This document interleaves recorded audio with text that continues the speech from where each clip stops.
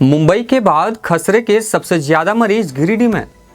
जानिए क्या है खसरा और क्या हैं इससे बचने के उपाय। बचने के उपाय तो है वैक्सीन। मिज़ल वैक्सीन नाम से आता है। ये बच्चा लोग को 9 मंथ्स जब होता है तब दिया जाता है, बट 9 to 12 मंथ्स में आप दे सकते हैं। और ये मिज़ल्स का नाम से भी आता है और एक MMR वैक्सीन का नाम से भी आता है। MMR वैक्सीन में क्या होता है, मिज़ल्स होता है, माम्स होता है, रूबेला होता है, तो इसी का कॉम्बिनेशन में भी आता है और सिंपल मिज़ल का नाम से भी आता है। नमस्कार, मैं हूं हिमांशु और आप देख रहे हैं IDTV इंद्रधनुष।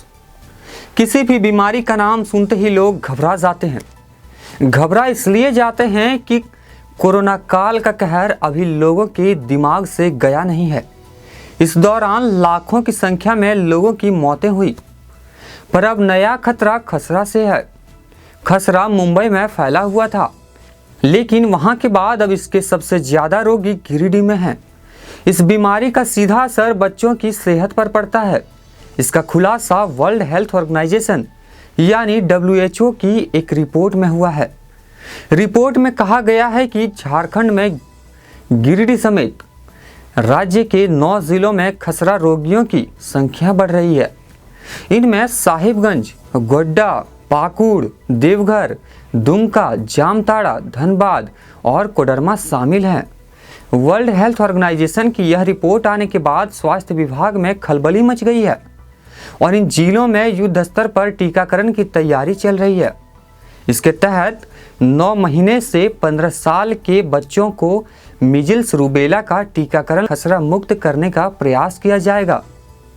आइए अब जानते हैं क्या है खसरा और क्या है इसके होने की वजह।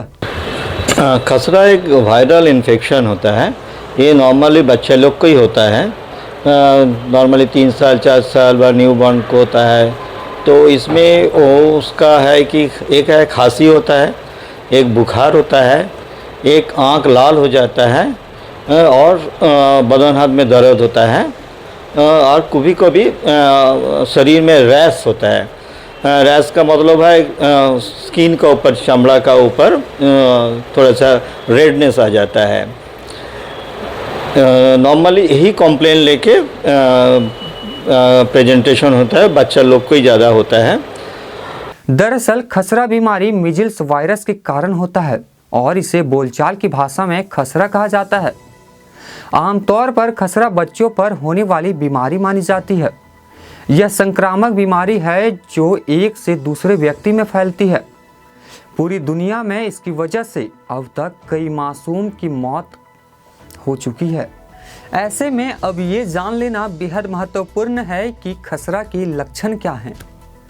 एक रिपोर्ट के अनुसार खसरा से संक्रमित होने की शुरुआती दिनों में ठंड के साथ तेज बुखार, नाक से पानी आना, आंखें लाल होना, मुंह के अंदर छोटे छाले और सफेद धब्बे हो जाते हैं और कुछ दिनों बाद रोगी की बॉडी और चेहरे पर हल्के लाल रंग के चकत्ते हो जाते हैं। रोगी के चेहरे और शरीर पर भी सूजन आ जाती है। इस तरह के लक्षण यदि आपको या आपके परिजनों में दिखे तो बिना देर किए तत्काल डॉक्टर से संपर्क करना चाहिए। खून की जांच के बाद यह स्पष्ट तौर पर पता चल जाएगा कि आपको क्या बीमारी है। इसके बाद ही डॉक्टर आपको खसरे की वैक्सीन देगा। इसकी रोकथाम के लिए कोई खास दवाई नहीं। इसके बचने का सबसे प्रभावी तरीका है खसरे का टीका लगवाना। इसलिए बेहतर है कि शुरुआत में ही टीकाकरण करवा लें। आपको बता दें कि खसरे से सबसे ज़्यादा प्रभावित वो लोग होते हैं जिनकी बॉडी की इम्यूनिटी पावर कमज़ोर होती है। बॉडी में ज़रूरी पोषक तत्वों और विटामिन ए की कमी भी इसका एक कारण होती है। कई बार जब खसरा बहुत ज़्यादा बढ़ जाता है तो इससे अंधापन, इंसेफ्लाइटिस, डायरिया, शरीर में पानी की कमी और न्यूमोनिया जैसी गंभीर शिकायतें भी हो सकती हैं। उम्मीद है कि आपको खसरे से जुड़ी सारी जानकारियां मिल गई होगी।